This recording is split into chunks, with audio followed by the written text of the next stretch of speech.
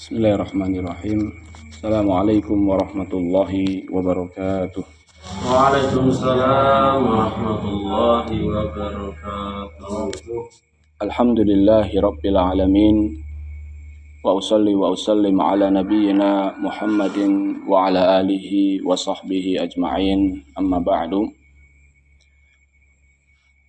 Kaum muslimin dan muslimat rahimani wa rahimakumullahu ta'ala.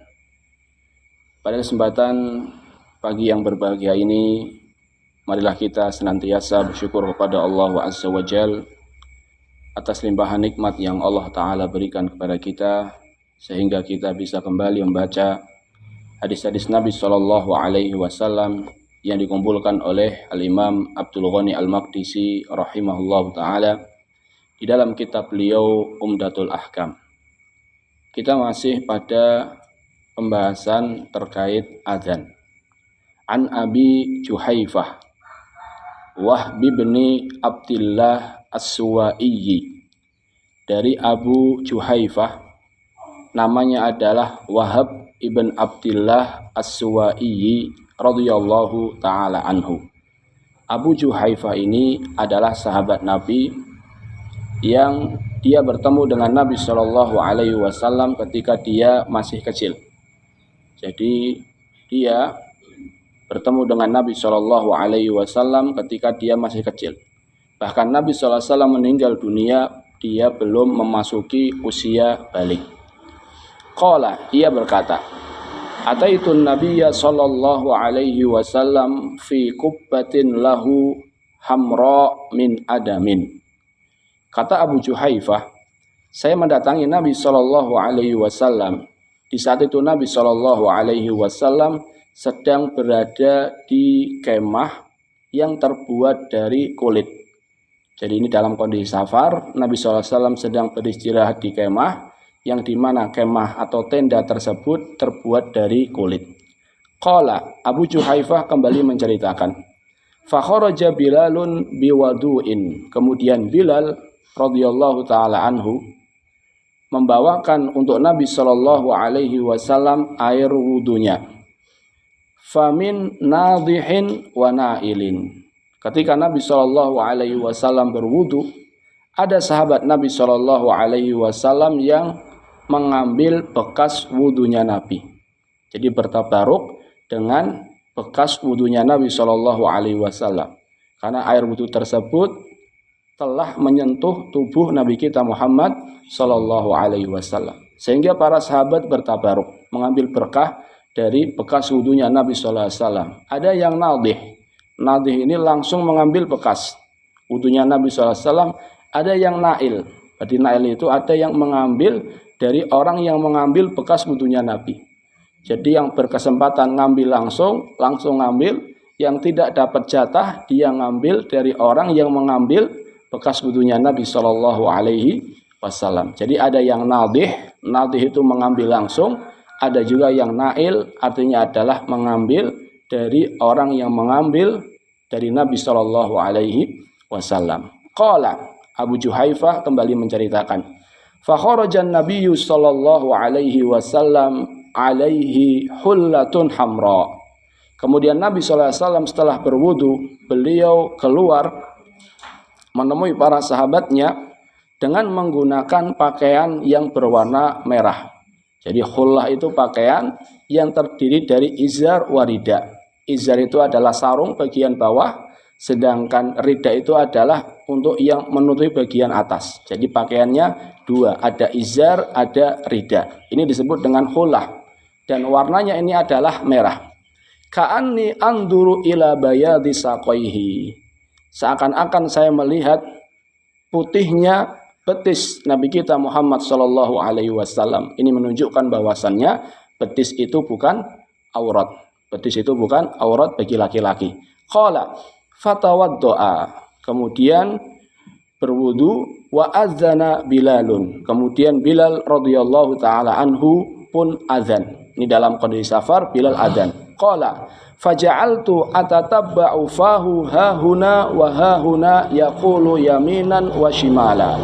Kata Abu Juhaifah, saya mengikuti gerakan azannya Bilal. Bilal radhiyallahu taala anhu dia menoleh ke kanan dan ke kiri ketika mengucapkan hayya 'alas shalah, hayya 'alal falah.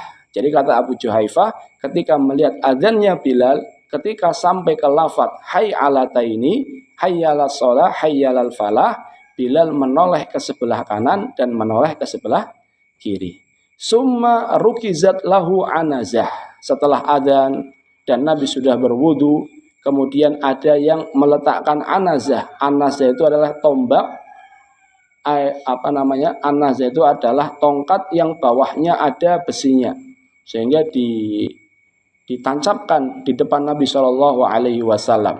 Artinya tongkat yang bawahnya ada besi itu dijadikan apa? Sutroh. Fataqaddama wa shalla dzuhra rakaatain. Kemudian Nabi SAW maju dan beliau sholat zuhur 2 rakaat. Karena Nabi SAW di saat itu dalam kondisi apa? Safar.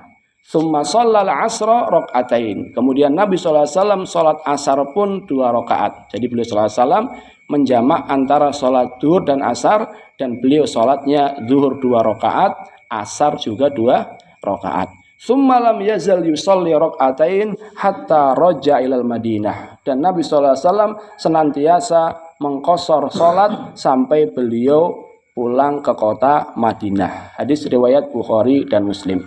Kaum muslimin dan muslimat rahimani wa rahimakumullah taala. Pada hadis ini terdapat beberapa pelajaran. Yang pertama adalah at-tabarruk bi asarin Nabi sallallahu alaihi wasallam. Dibolehkannya bertabaruk dengan bekas Nabi Shallallahu Alaihi Wasallam. Jadi seseorang boleh bertabaruk dengan asar bekas Nabi Shallallahu Alaihi Wasallam. Dan ini kata para ulama khosun bin Nabi Shallallahu Alaihi Wasallam, khusus untuk Nabi kita Muhammad Shallallahu Alaihi Wasallam. Jadi mengambil berkah dari bekas seseorang itu hanya dibolehkan dari Nabi Shallallahu Alaihi Wasallam. Tidak boleh selain itu. Kenapa? Yang pertama alasannya adalah hal ini tidak dilakukan kecuali untuk Nabi Shallallahu Alaihi Wasallam. Terbukti bahwasannya para sahabat Nabi Shallallahu Alaihi Wasallam mereka tidak mengambil berkah dari bekasnya Abu Bakar. Mereka tidak mengambil berkah dari bekasnya siapa? Umar. Bekasnya Utsman, bekasnya Ali, dan seterusnya. Tidak ada riwayat satupun bahwasanya ketika Abu Bakar habis berwudu, sahabat-sahabatnya Abu Bakar berebut bekas wudunya Abu Bakar. Atau Abu Bakar minum, kemudian para sahabat berebut bekas minumnya siapa? Abu Bakar. Tidak pernah. Padahal Abu Bakar, Umar, Utsman, Ali, mereka adalah 4 sahabat terbaik yang dijamin masuk surga. Ini menunjukkan bahwasannya mengambil berkah dari bekas seseorang itu khusus buat siapa? Rasulullah Shallallahu Alaihi Wasallam. Kalau seandainya boleh untuk selain Nabi, tentu Abu Bakar, Umar, Utsman, Ali, mereka lebih berhak untuk diambil berkahnya. Maka ini menunjukkan bahwasannya mengambil berkah secara zat dari bekas seseorang itu hanya berlaku untuk Nabi kita Muhammad Shallallahu Alaihi Wasallam. Sebagian mereka ada yang mengatakan boleh juga kok untuk orang soleh. Kenapa? Karena sama-sama punya kesolehan. Jadi Nabi Muhammad punya kesolehan, orang-orang soleh selain Nabi juga punya apa? Kesolehan. Kita katakan, apakah kesolehannya sama antara kesolehan Nabi dengan kesolehan orang-orang soleh selain Nabi? Tentu jawabannya apa? Tidak sama. Kemudian kalau tidak sama, semua orang muslim itu punya tingkatan apa? Kesolehan. Kalau seandainya alasannya adalah punya kesolehan, maka tidak harus kita mengambil berkah itu hanya kepada orang yang dianggap soleh atau dianggap wali. Karena semua kaum muslimin punya apa? Kesolehan. Bisa dong seperti itu saling mengambil berkah di antara kita. Maka tentunya jamaah intinya adalah mengambil berkah dari bekas seseorang itu hanya berlaku untuk siapa? Nabi Muhammad Sallallahu Alaihi Wasallam. Kemudian di antara pelajaran bisa diambil adalah al-iltifat fil adzan, menoleh ketika azan, menoleh ketika azan. Dan ini dilakukan ketika muadzin sampai kepada hayy 'alataini. Hayy 'alataini adalah 2 hayy 'alah. Hayyalah itu adalah hayyalas sholah, hayyalah kedua adalah hayyalal falah. Itu diistilahkan dengan hayyalataini. Jadi di antara sunnah yang dilakukan oleh Bilal radhiyallahu taala anhu dan disaksikan oleh Nabi Shallallahu alaihi wasallam adalah ketika muadzin membaca hayya 'alas shalah, hayya 'alas shalah, hayya 'alal falah, hayya 'alal falah, itu disunahkan untuk menoleh ke sebelah kanan dan ke sebelah kiri. Para ulama ada yang mengatakan caranya adalah hayya 'alas shalah, hayya 'alas shalah, semuanya ke sebelah kanan.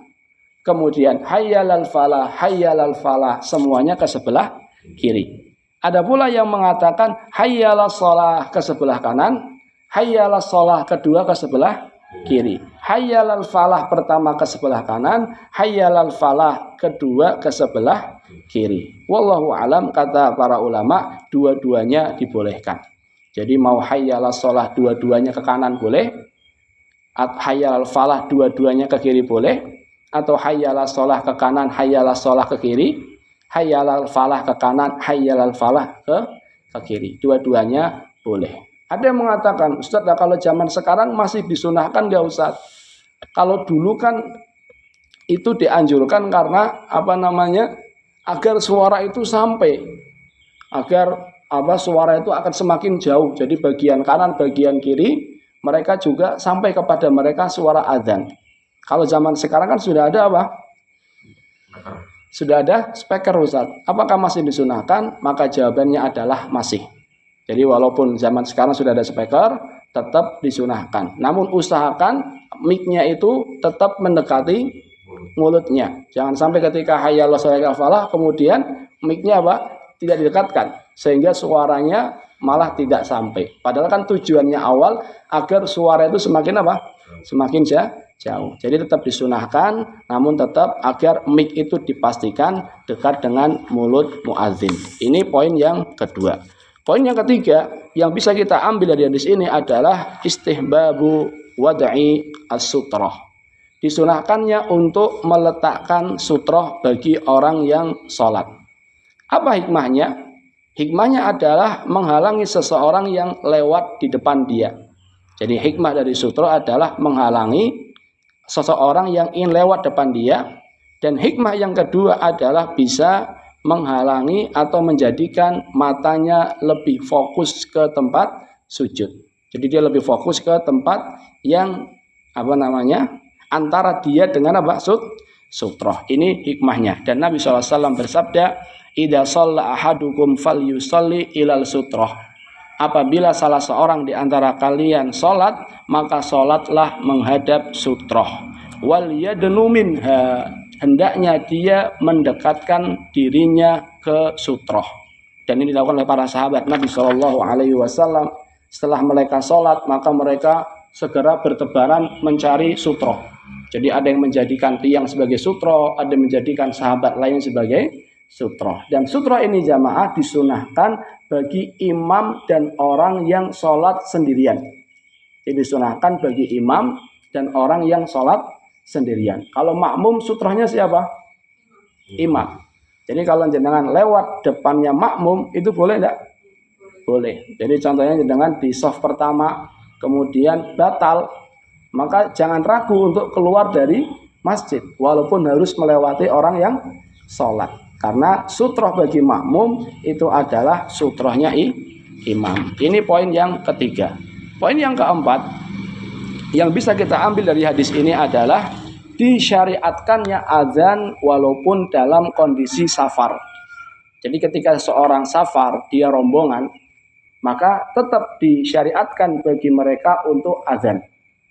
Karena Nabi SAW di sini memerintahkan Bilal untuk azan ketika dalam kondisi safar. Jadi kalaupun safar, syariat azan ini tidak gugur. Hanya saja ulama berbeda pendapat. Kalau safar, ada yang mengatakan wajib, ada pula yang mengatakan sunnah. Jadi intinya azan di saat safar ini tetap disyariatkan berdasarkan sabda Nabi SAW, idza antuma kharajtuma fa'adzina.